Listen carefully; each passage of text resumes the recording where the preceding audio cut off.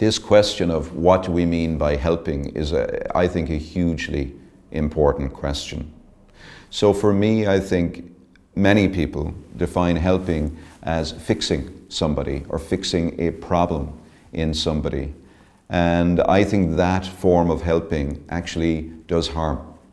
Rosabeth Moss-Kanter has a lovely expression. She's an academic from Harvard, and she says that when you do help two people, they actually experience it as violence. But when people do help from themselves or of themselves, they experience it as liberation. So I think we need to be talking about liberation. We need to be moving beyond medical models that think about people as isolated individuals with pathologies and problems, passively receiving our services, to really start thinking about people as gifted, people with capacities, people with visions and inventiveness, and also people with networks who are connected to each other in all kinds of informal and formal ways, and connected to the ecology of the place they live in, and even to the economy.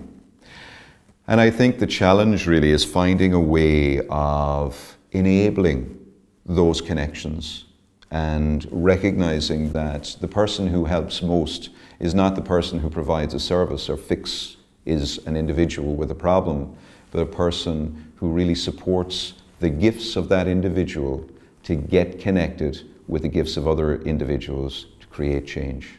So I would define helping as much as being clear about what you're not going to do to create space to enable people to step up and be powerful in their own right.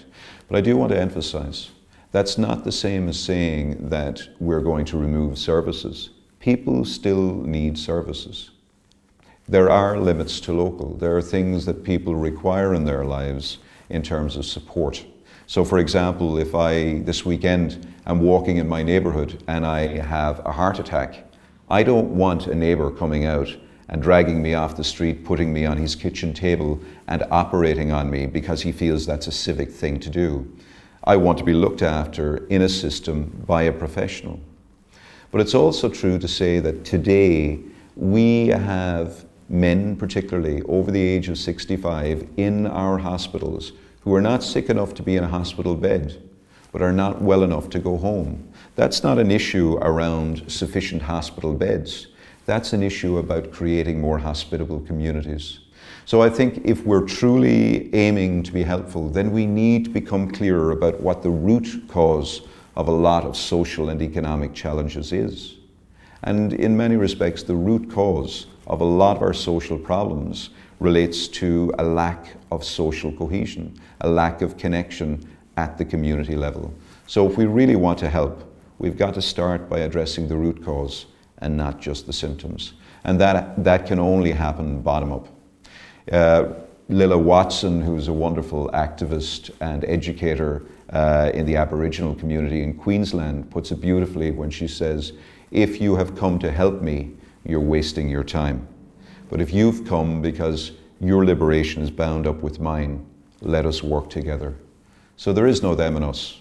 We need to start thinking about us and how we can actually liberate the gifts of every individual that we serve. Then, I think, we'll be helpful.